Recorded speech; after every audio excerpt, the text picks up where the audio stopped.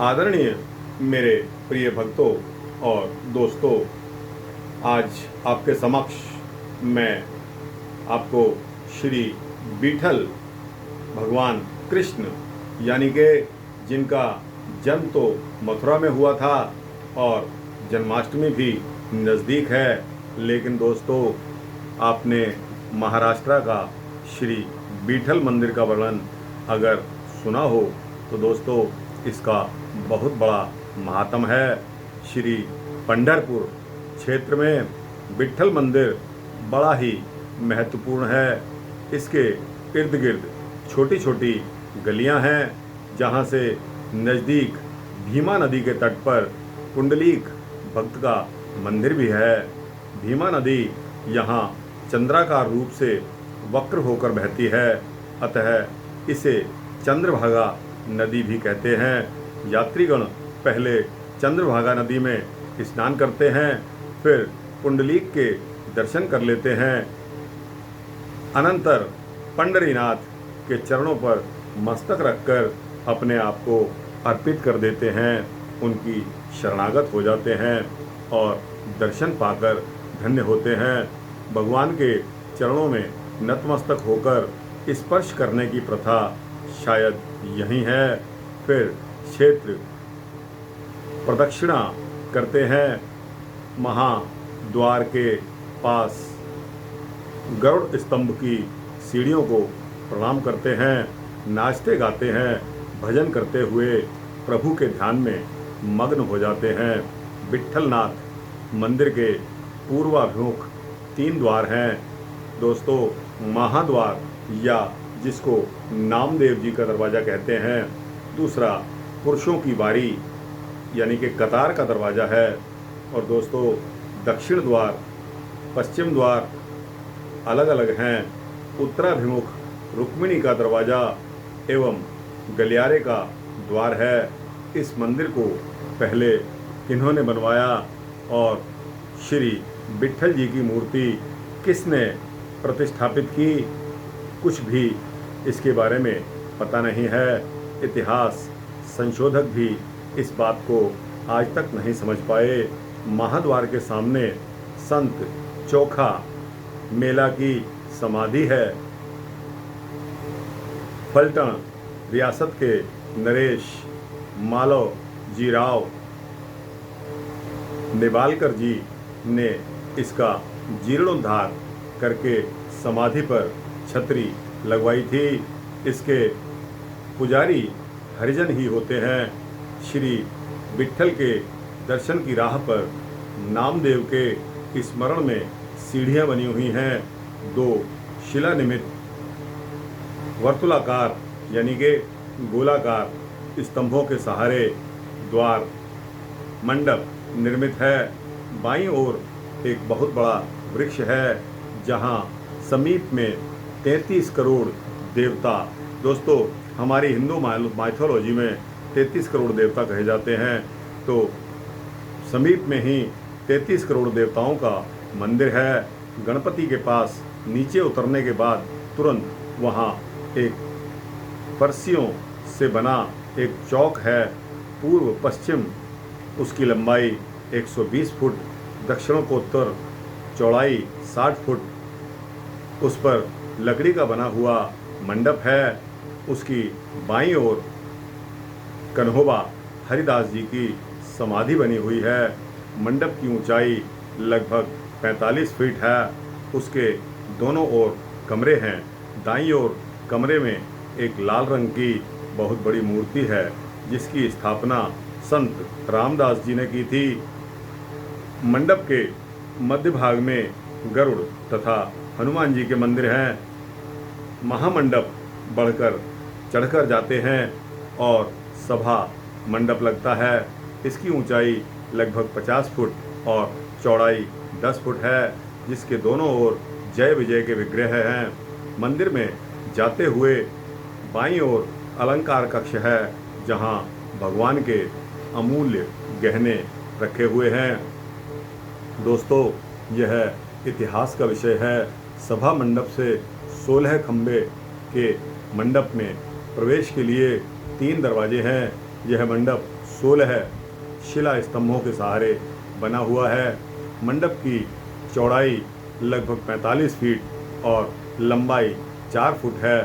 बाईं ओर एक स्तंभ सोना चांदी से मढ़ा हुआ है जो पूरे रूप से आवृत है। पुरंदर दास जी यहाँ खंबे से सटकर भजन करते थे, इसलिए उसे पुरंदर स्तंभ भी कहा जाता है। इन 16 खंभों के मंडप द्वारा भगवान के दर्शन के लिए रजत द्वार से जाना पड़ता है। यहाँ 4 खंभों का मंडप है, पर दक्षिण की ओर एक छोटा सा दरवाज़ा है।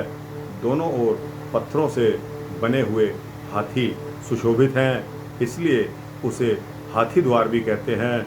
लोगों की जब बड़ी भीड़ हो जाती है तो इसी दरवाजे से पूजा साहित्य और भोग यानी कि नैवेद्य ले जाते हैं। इसी मंडप से आगे एक चौरस आकृति में एक जगह है दोस्तों, जिसे कमान कहा जाता है। इसके अंदर से गर्भ मंदिर के लिए प्रवेश द्वार भी है। बीच में एक लोहे की पाइप 16 स्तंभों से लेकर भगवान के पीठ स्थल तक बनाई गई है, जिसकी सहायता से भक्तगण कतार में जाकर प्रभु का चरण स्पर्श करके दर्शन पाते हैं। दोस्तों, मैं भी वहाँ दर्शन करने गया। मैं यह संकल्प लेकर गया था कि मैं प्रभु के दर्शन ज़रूर स्पर्श करूँगा, लेकिन दोस्तों यहाँ की माया अपरंपार है। मैं एक बार एक द्वार से वहाँ मैंने प्रवेश किया और दोस्तों कितना दुर्भाग्य रहा कि वहाँ 2 तरह की एंट्री हैं। दोस्तों, वहाँ के लोकल लोग जो अंदरूनी मार्ग से आते हैं उनके लिए प्रभु दर्शन तक जाने के लिए परमिट बनाया जाता है। वो परमिट ऑनलाइन होता है। अगर आप ऑनलाइन अप्लाई करेंगे तभी आप उस प्रवेश द्वार में जा सकते हैं, अन्यथा आपको दूसरे द्वार से जाना पड़ेगा और प्रभु जी के दर्शन के लिए तरस जाना पड़ेगा, क्योंकि वहाँ से प्रभु की मूर्ति लगभग 20 फुट दूर रह जाती है। और दोस्तों, वहीं से आपको दाहिनी तरफ का निकास द्वार दिखा दिया जाता है। तो दोस्तों, मेरे साथ ऐसा ही हुआ कि मैं दिल्ली से संकल्प लेकर प्रभु विट्ठलनाथ जी के दर्शन करने गया था। और दोस्तों, बम्बई में वहाँ से मैंने एक्स किया, मुझे मालूम नहीं था, वहाँ से मेरे को बहुत महंगा रास्ता पड़ा वो, अन्यथा पूना में से रास्ता बहुत नज़दीक पड़ जाता है।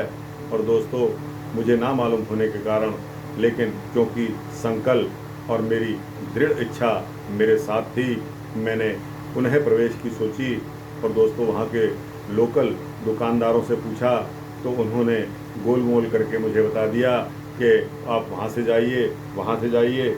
मैं 2-3 द्वारों से वहाँ एंट्री ली, लेकिन दोस्तों मैं सफल नहीं हुआ। मुझे दूर से ही बाहर का द्वार दिखा दिया गया, लेकिन मेरे दिल में कसक इस बात की थी कि लोकल लोग जो आ रहे हैं वो कौन से रास्ते से आ रहे हैं, वो लाइन की लाइन चली आ रही है और मैं वहाँ नहीं जा सकता। बहुत पूछने पर लोगों ने मुझे बताया कि आप उस द्वार से चले जाइए, उस द्वार से चले जाइए। लेकिन दोस्तों, मैं जिस द्वार से भी मैंने प्रवेश किया, 3 अटेम्प्ट किए मैंने, लेकिन मैं तीनों बार असफल रहा और तीनों बार मैं मंदिर से बाहर आ गया। दोस्तों, लेकिन दृढ़ इच्छा मेरे साथ थी। मैंने भी बंसी वाले का पीछा नहीं छोड़ा। और दोस्तों, वहाँ फिर मैं अचानक, जब बिल्कुल मेरा हृदय ये कह रहा था कि भैया यहाँ तो लोकल लोगों का वास है, कोई बता के राजी नहीं है, तो दोस्तों मैं वहाँ से निकलकर कुछ आगे गया तो वहाँ एक और प्रवेश द्वार में लोग वहाँ अंदर की तरफ जा रहे थे। तो मैंने वहाँ द्वार पे खड़े होकर पूछा कि भाई साहब, यहाँ से प्रभु दर्शन के लिए मार्ग है क्या?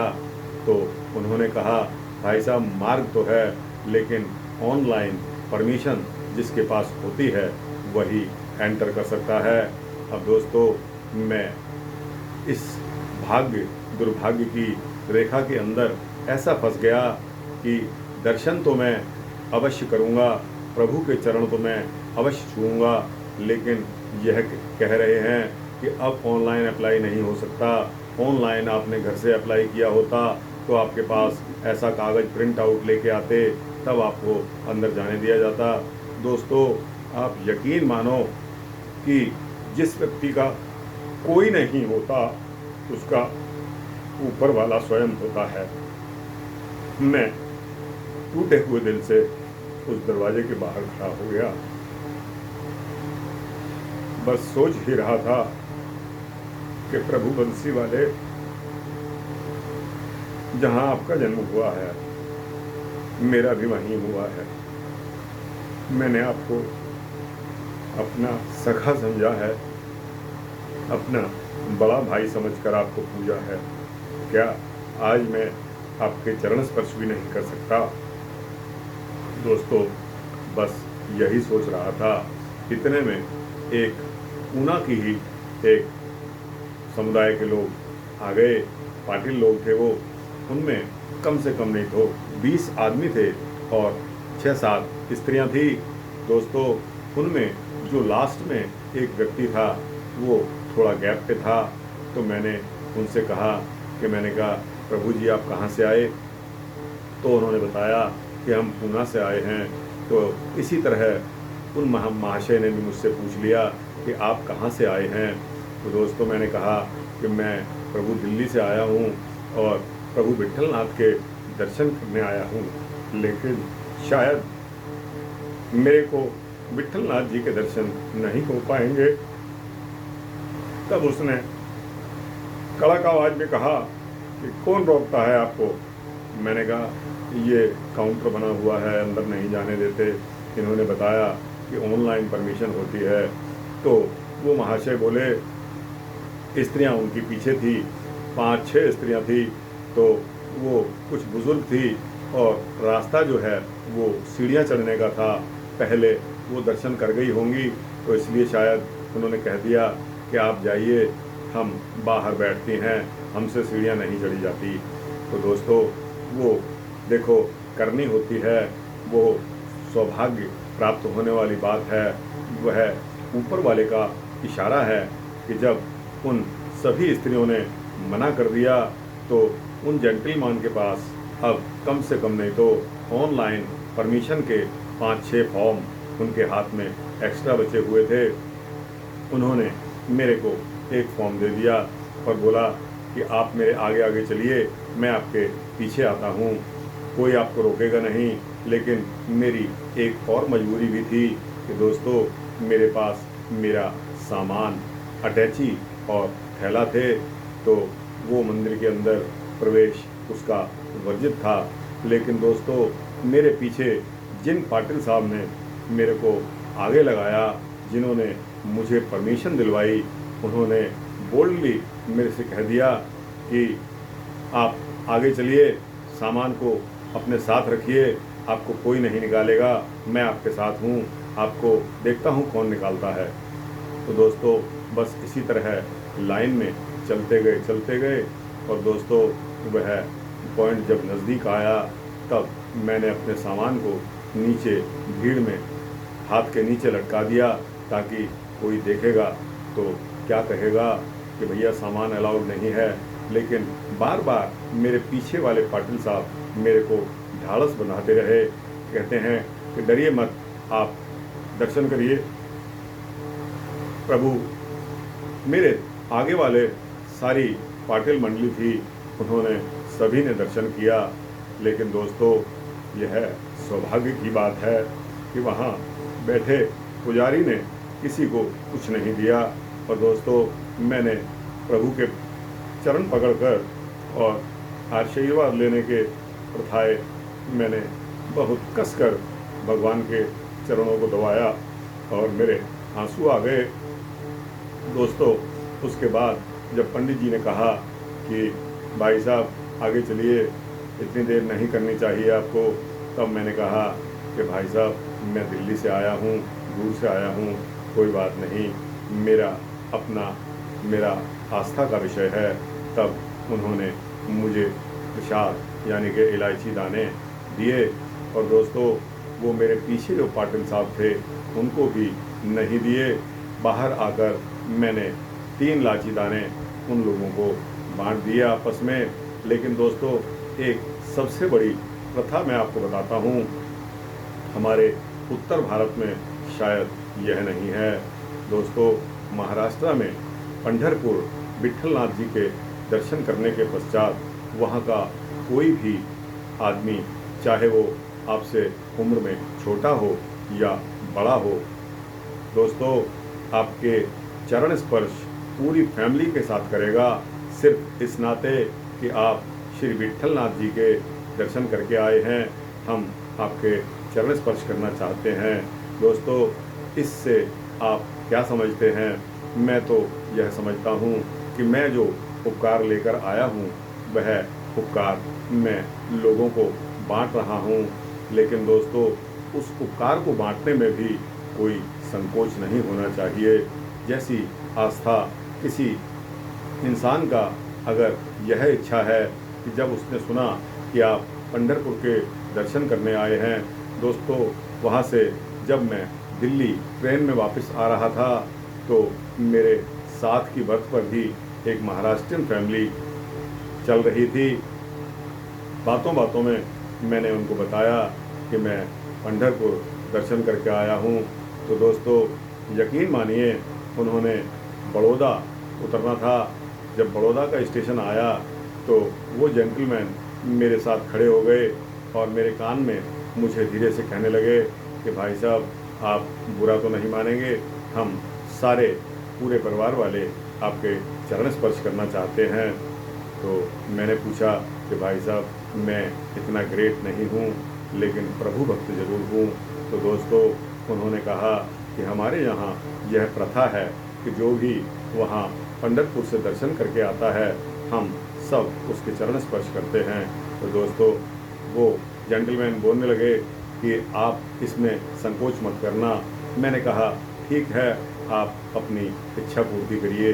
तो दोस्तों, पूरी फैमिली, उनके बच्चे, उनकी पत्नी, सभी ने मेरे चरण स्पर्श किए और मैं उस प्रभु श्री कृष्ण को, अपने प्रभु जगन्नाथ जी को, प्रभु विट्ठलनाथ जी को इतना ग्रेट समझने लगा। इतना आस्था है मेरी भगवान में कि दोस्तों, जिसने भी इतनी दूर दूर तक सुना, उसने प्रसाद मांगा या उसने वहाँ के बारे में पूछा। तो दोस्तों, ये क्या कम उसकी बात है। तो दोस्तों, इस वृत्तांत को मैं थोड़ा सा दूसरी तरफ ले गया। तो दोस्तों, फिर वहीं चलते हैं कि जहाँ कृष्ण शिला बनी हुई मूर्ति के मस्तक पर मुकुट है, जिसे कुछ लोग शिवलिंग या पारब्रह्मलिंग कहते हैं। कानों में मकर कुंडल भुजाओं तक फैले हुए हैं। गले में कौत्सुभ हार सुशोभित है, जो छाती पर वत्सलांछन है। कमर में पट्टी और बाएं हाथ में शंख और दाएं हाथ में कमल मृणालिनी है। कुंडली काचे भाग्य वर्णावया अमरी, नाही चराचरी ऐसी कौणी। यह रचना श्री वृत्तीनाथ जी महाराज की है। इसी प्रकार दोस्तों, योगिया दुर्लभ तो म्या देखिला साजणी, पाहता पाहता मना ना पूरे धनी। श्री ज्ञानेश्वर जी महाराज की रचना है। और दोस्तों, इसी तरह श्री वत्सलांछन वैजयंती गला नेसला घाटोला तेजापुंज पावलें समान बिटेवरी नींद नामा महाणे भेदी ध्यावो त्याची। श्री नामदेव जी महाराज की रचना है। दोस्तों, इसी तरह अलग अलग रचनाओं में एक तुकाराम जी की भी रचना है। जिसे स्वयंभू आमुचा विठेवरी उभा चैतन्याचा गाभा पांडुरंग नाही पडविला नाही वसविला कुंडलीक आला भेट्यावया द्वारकेची अवधी ये वोनी संपतो आले हशीकेशी पंढरीची तुका म्हणे मूर्ती घडविली ते महती त्याचे मुखा प्रति किडे पढ़ो। हमारे पांडुरंग स्वयंभू चैतन्य मूर्ति होकर ईंट पर प्रत्यक्ष खड़े हुए हैं। उन्हें किसी ने नहीं बनाया है, किसी ने खड़ा नहीं किया है। भक्त कुंडलीक से मिलने के लिए द्वारका की सर्व संपत्ति लेकर हतकेश पंढरपुर पधारे हैं। जो इसे पत्थर की मूर्ति कहे उसके मुंह में कीड़े पड़ें। इस तरह तुकाराम जी महाराज कहते हैं। इस संतवाणी पर पूरी श्रद्धा भक्ति विश्वास रखकर करोड़ों भक्त प्रभु के चरणों में माथा टेकते हैं। विट्ठल दर्शन लेकर बाहर आने पर ईशान्य पूर्वोत्तर कोने में भगवान का शयन कक्ष है। यहाँ चांदी की चारपाई भी है। तीर्थ स्वीकार करके 16 खम्भों के मंडप में वापस आना पड़ता है। बाईं तरफ दीवार में सूर्य नारायण विराजमान हैं। नज़दीक के ही ऊंचे चबूतरे पर पादुकाएं स्थापित हैं। वहां पर दामाजी पंथ की प्रार्थना पर बीदर के बादशाह को विठू महाराज के रूप में भगवान ने दर्शन दिए थे। इसके आगे जाकर विट्ठल के आगे नतमस्तक होकर साष्टांग प्रणाम किया जाता है। यह जगह रंगशिला कहलाती है। 16 खम्भों के मंडप के दक्षिण के दरवाजे से बाहर जाने पर बाईं और छोटी छोटी मूर्तियां बनी हुई हैं। 16 खम्भों के मंडप के दक्षिण के दरवाजे से बाहर जैसे अम्बाबाई, नारद मुनि, परशुराम, दाईं ओर सूंड वाले गजानन, बाईं ओर सूंड वाले गणपति, थोड़ी दूरी पर संत कान्होपात्रा की मूर्ति है। आगे वेंकटेश मंदिर है। श्री वेंकटेश शंख चक्र गदा पद्मधारी है। वहाँ से दाईं ओर चौक में उतरने पर लक्ष्मी मंदिर है। उसके बाईं ओर अन्नपूर्णा और दाईं ओर दत्त मंदिर है, जिसके सामने दीपमाला है। फिर कोने से पश्चिम द्वार के पास गुप्तलिंग, महादेव, खंडोबा, मारुति, नागोबा, बालकृष्ण, महालक्ष्मी, राम सीता आदि छोटे छोटे देवता हैं। दोस्तों, इसी संदर्भ में वहाँ जहाँ मंदिर के साथ ही एक और मंदिर बना हुआ है, जहाँ मैं प्रवेश करके और मूर्ति को प्रणाम किया, लेकिन वहाँ का इतिहास मेरे को नहीं मालूम था। दोस्तों, सारांश में उस इतिहास को आपको बताना चाहता हूँ कि दोस्तों, वहाँ एक नरसी भक्त भी वहाँ हैं और उनकी भी वहाँ समाधि बनी हुई है। दोस्तों, आगे बाईं ओर पश्चिम द्वार है। वहाँ भगवान का गोपुर है। बगल में हाथी द्वार के सामने मंडप है। वहाँ से बाईं ओर चबूतरे पर नवग्रह देवता हैं, दत्त प्रभु और गणपति की मूर्तियाँ हैं। एक पत्थर का गोला है जिसे कैंचवा कहते हैं, जो कर्नाटक की ग्राम देवता मानी जाती हैं। उसे अपनी उंगलियों से घुमाते हैं तो शुभ माना जाता है। उसके सामने रुक्मिणी मंदिर है। वहाँ 4-5 फुट ऊंचाई की पीठ पर रुक्मिणी जी विराजमान हैं। अन्य जीवों में विट्ठल रुक्मिणी एक ही मंदिर में होते हैं, पर यहाँ ऐसा नहीं है। वास्तव में यहाँ की दिशा में रुक्मिणी का अलग मंदिर है। राधा कृष्ण एक ही चारपाई पर देखकर वह रूठ गई और इस विंडीर वन में आकर बस गई। तब प्रभु यह जानकर दिंडीर वन में रुक्मिणी से मिलने आए। फिर भक्त कुंडलीक की ओर चल पड़े तो यह रुक्मिणी को रास नहीं आई।